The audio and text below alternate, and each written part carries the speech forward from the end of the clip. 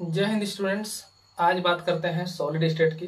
Class 12 का chemistry का first chapter है सॉलिड स्टेट। स्टूडेंट्स, पिछले कक्षाओं में आप लोग पढ़ते आए हैं कि पदार्थ की 3 अवस्थाएं होती हैं, सॉलिड, लिक्विड और गैस हैं। दुनिया में जितने भी पदार्थ हैं सब छोटे छोटे पार्टिकल से मिलकर के बने होते हैं, जिन्हें उनका कंस्टिट्यूएंट पार्टिकल्स बोलते हैं। और ये कंस्टिट्यूएंट पार्टिकल्स जो हैं कुछ भी हो सकते हैं, एटम, आयन या फिर मॉलिक्यूल। हम चैप्टर में बात करेंगे सिर्फ पार्टिकल्स की। पार्टिकल्स बोलेंगे या फिर एटम बोलेंगे या फिर स्फेयर्स बोलेंगे। तो आप समझ जाइएगा कि बात हो रही है एटम की या फिर मॉलिक्यूल की या फिर आयन की बात हो रही है। तो आइए देखते हैं सॉलिड, लिक्विड और गैस में बेसिक डिफरेंस क्या है। तो बेसिक डिफरेंस आप पढ़ते आए हैं कि सॉलिड स्टेट में जो मैटर के पार्टिकल्स होते हैं, कंस्टिट्यूएंट पार्टिकल्स, वो वेरी क्लोजली पैक्ड होते हैं, एक दूसरे से काफी सटे होते हैं। जबकि लिक्विड स्टेट में क्या होता है, पार्टिकल्स थोड़े दूर दूर होते हैं, और गैसियस स्टेट में तो बहुत ही दूर दूर होते हैं। तो बेसिक डिफरेंस हो गया सॉलिड, लिक्विड और गैस में। सॉलिड को रिजिड कहा जाता है। रिजिड कहने का मतलब है कि ये अपना आकार आसानी से नहीं खोते हैं, बल लगाने पर भी अपने आकार नहीं खोते हैं, इसलिए इनको रिजिड कहा जाता है। और इसका एग्जांपल हो गया iron, copper, wood, stone, etc. कभी आयरन को आप दबा सकते हैं, नहीं दबा सकते हैं। लकड़ी को दबा सकते हैं, नहीं दबा सकते हैं। ये अपना आकार आसानी से नहीं खोते हैं। स्टोन, पत्थर का टुकड़ा ले लीजिए, उसको दबाने की कोशिश कीजिए, तब उसको दबा नहीं पाएंगे। क्यों? क्योंकि वे रिजिड होते हैं, अपना आकार नहीं खोते हैं। और वहीं गैस और लिक्विड दोनों में फ्लूडिटी पाया जाता है, इसलिए इनको फ्लूइड्स बोला जाता है। सॉलिड को रिजिड बोला जाता है और लिक्विड और गैस को फ्लूइड्स बोला जाता है। फ्लूइड्स मतलब जिनमें बहने का गुण हो, लिक्विड हो या फिर गैस हो, दोनों में बहाव होता है। अगर लिक्विड को कहीं पर डाल दिया जाए, कहीं पर खुला छोड़ दिया जाए तो वो बह जाता है इधर उधर। इसी प्रकार से गैस को भी अगर खुला छोड़ दिया जाए तो वो भी क्या होता है, काफी दूर दूर फैल जाते हैं, यानी कि बह जाते हैं। तो लिक्विड और गैस में क्या पाया जाता है, फ्लूडिटी पाया जाता है, इसलिए उनको क्या कहा जाता है, फ्लूइड्स कहा जाता है। यहाँ पर कुछ एग्जाम्पल मैंने दे रखे हैं सॉलिड के। आयरन, कॉपर, वुड, ये सभी क्या है, सॉलिड है। जबकि लिक्विड का एग्जांपल हो गया ऑयल, वाटर, मिल्क, ये सभी लिक्विड्स हो गए। और गैस का एग्जांपल है hydrogen, oxygen, carbon dioxide, nitrogen आदि बहुत सारे गैसों का एग्जांपल है। तो ये पदार्थ की 3 अवस्थाएं हैं, उनके एग्जांपल है। लेकिन क्लास 12 के केमिस्ट्री का जो फर्स्ट चैप्टर है वो सॉलिड स्टेट है, और हम लोग सिर्फ और सिर्फ सॉलिड्स के बारे में बात करेंगे। किसके बारे में बात करेंगे? सॉलिड्स के बारे में, सिर्फ सॉलिड स्टेट की बात होगी। तो आइए शुरू करते हैं आज का चैप्टर, जो की है सॉलिड स्टेट। तो स्टूडेंट्स, सबसे पहले हम लोग बात करेंगे टाइप्स ऑफ सॉलिड की। स्टूडेंट्स, अभी तक आप सॉलिड्स के बारे में जानते हैं कि सॉलिड के पार्टिकल्स काफी क्लोजली पैक्ड होते हैं। सॉलिड्स के पार्टिकल्स, जो उसके कंस्टिट्यूएंट पार्टिकल्स हैं, वे काफी क्लोजली पैक्ड होते हैं। अभी तक यही पढ़ाया गया है। लेकिन इनका जो अरेंजमेंट के कारण सॉलिड में फर्क आ जाता है। अलग अलग तरह के सॉलिड होते हैं। जैसे एग्जांपल के लिए रबड़ भी एक सॉलिड है और लोहा का टुकड़ा भी एक सॉलिड है, लेकिन दोनों में काफी डिफरेंस है। आप क्या कर सकते हैं, लोहे के टुकड़े को दबाइएगा तो आप दबा नहीं पाइएगा, जबकि रबड़ के टुकड़े को अगर आप दबाते हैं, उसको टेढ़ा कर सकते हैं, आप सब कुछ कर सकते हैं। तो क्यों कर सकते हैं? दोनों ही सॉलिड है, दोनों में पार्टिकल्स है, तो फिर दोनों में इतना अंतर क्यों? स्टूडेंट्स, पार्टिकल का जो अरेंजमेंट है उसके कारण पदार्थ के गुणों में बहुत सारा परिवर्तन आ जाता है। तो कंस्टिट्यूएंट पार्टिकल्स के अरेंजमेंट के आधार पर सॉलिड के 2 प्रकार हैं। पहला प्रकार है क्रिस्टलाइन सॉलिड और दूसरा है अमोर्फस सॉलिड। ये क्रिस्टलीय सॉलिड होता है या क्रिस्टलीय होता है, क्रिस्टलाइन सॉलिड और एमोर्फस सॉलिड। तो दोनों में डिफरेंस को समझते हैं। क्रिस्टलाइन सॉलिड में क्या होता है कि पार्टिकल्स का जो अरेंजमेंट है एक निश्चित पैटर्न में होता है। मैंने उदाहरण के लिए यहाँ पे बना दिया है। इसमें आप देख रहे हैं कि हेक्सागोनल यानी कि षटकोण, सभी षटकोण बनाते हुए पार्टिकल्स एक दूसरे से अरेंज हैं, अटैच्ड हैं। तो ये पार्टिकल्स का एक रेगुलर फॉर्म है।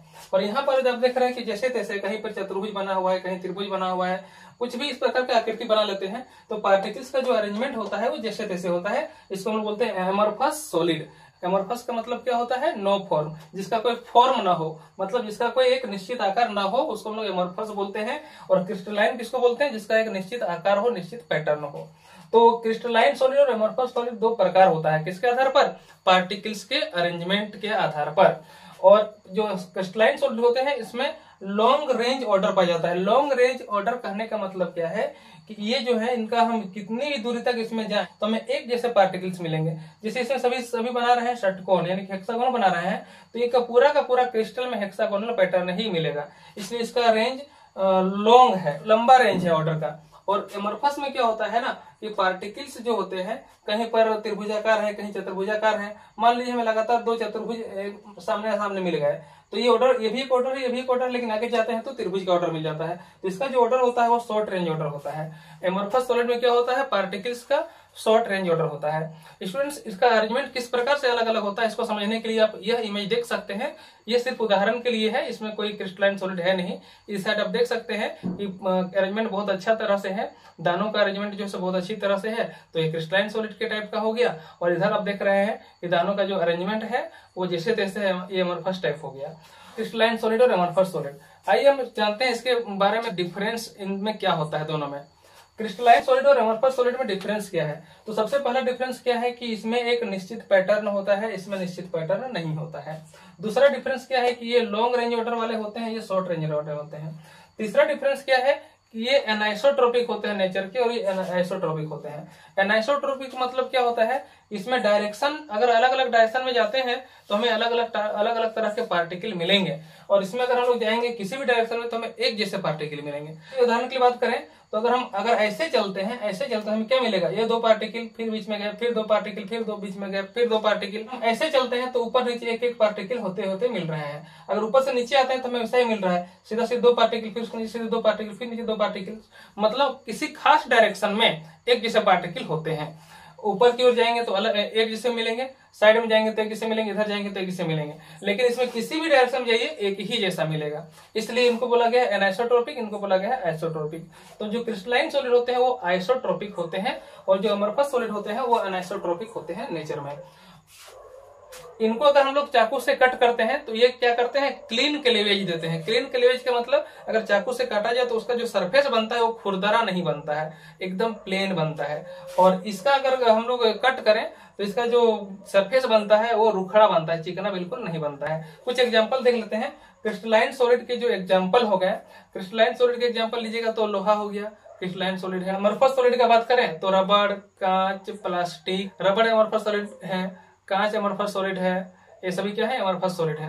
तो इसको अगर हम दबाते हैं, टेढ़ा करते हैं, टेढ़े हो जाते हैं, जैसे तैसे हो जाते हैं। रबड़ को अगर कट करते हैं तो उसका सरफेस चिकना नहीं मिलता है, लेकिन सोडियम को अगर आप चाकू से काट कर देखें तो उसका एक सरफेस क्या मिलता है, चिकना मिलता है। इसलिए क्या है, वो क्रिस्टलाइन सॉलिड है। तो दोनों में आपको डिफरेंस पता चल गया होगा कि क्रिस्टलाइन सॉलिड और अमरफस सॉलिड में दोनों में डिफरेंस क्या है। स्टूडेंट्स, हमें मेनली पढ़ना है क्रिस्टलाइन सॉलिड के विषय में। अमरफस का सिर्फ कुछ एग्जांपल जानना है, उसका कुछ यूज जानना है।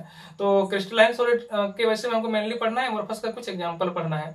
अमरफस के एग्जांपल में रबड़ हो गया तो रबड़ का यूज आप जानते ही हैं, प्लास्टिक का यूज आप जानते हैं। इसको आप देख लीजिएगा थोड़े बहुत, जो कि आपका बुक में दिया हुआ होगा कि अमरफस सॉलिड के क्या क्या यूज है। हम बात करेंगे मेनली क्रिस्टलाइन सॉलिड के। क्रिस्टलाइन सॉलिड क्या होते हैं, उसके कितने प्रकार होते हैं। तो आइए जानते हैं types of crystalline solid. Crystalline solid का प्रकार क्या होता है। क्रिस्टलाइन सॉलिड के बारे में आपको बता चुका हूं, अब जानते हैं क्रिस्टलाइन सॉलिड क्या होते हैं। तो क्रिस्टलाइन सॉलिड का जो टाइप है उसके पार्टिकल्स के आधार पर इस प्रकार से है, molecular solid, ionic solid, metallic solid और कोवेलेंट सॉलिड। जैसा कि नाम से जाहिर है, मॉलिक्यूलर सॉलिड के जो कंस्टिट्यूएंट पार्टिकल्स होते हैं, मतलब जिससे मिलकर वे बने हैं, वो पार्टिकल्स क्या होते हैं, मॉलिक्यूल्स होते हैं। मतलब ये मॉलिक्यूल से मिलकर के बने होते हैं। एग्जांपल के लिए सॉलिड हाइड्रोजन, हाइड्रोजन एन छुटा हुआ है। तो कंस्टिट्यूएंट पार्टिकल्स के आधार पर क्रिस्टलाइन सॉलिड के 4 प्रकार हैं, molecular solid, ionic solid, metallic solid और कोवेलेंट सॉलिड। तो मॉलिक्यूलर सॉलिड नाम से ही जाहिर है, मॉलिक्यूलर सॉलिड जो होते हैं वो मॉलिक्यूल से बने होते हैं। और इसके एग्जांपल है सॉलिड हाइड्रोजन, सॉलिड CO2, सूखा बर्फ, सॉलिड CO2 को बोलते हैं, सॉलिड हाइड्रोजन भी होता है, ये सभी मॉलिक्यूलर सॉलिड हो गए। H2O आइस जिसको बोलेंगे वो भी मॉलिक्यूलर सॉलिड है। बर्फ क्या है, मॉलिक्यूल से बना हुआ है, वाटर मॉलिक्यूल से बना हुआ है, तो मॉलिक्यूलर सॉलिड हो गया। आयोनिक सॉलिड के एग्जांपल हो गए जितने भी आयन वाले होते हैं, जैसे NaCl, सोडियम क्लोराइड, ये आयन से बना हुआ है, सोडियम आयन और क्लोरीन आयन से। दूसरा है पोटेशियम नाइट्रेट, पोटेशियम और नाइट्रेट आयन से मिलकर के बना हुआ है, ये आयोनिक सॉलिड हो गया। लिथियम फ्लोराइड हो गया और सोडियम सल्फेट, ये सभी क्या है, आयोनिक सॉलिड है। कुछ सॉलिड है मेटालिक। अब बात करते हैं मेटालिक सॉलिड की। तो मेटालिक सॉलिड के जो कंस्टिट्यूएंट पार्टिकल्स होते हैं, मतलब जिससे वे मिलकर के बने हैं, वे होते हैं मेटल्स होते हैं।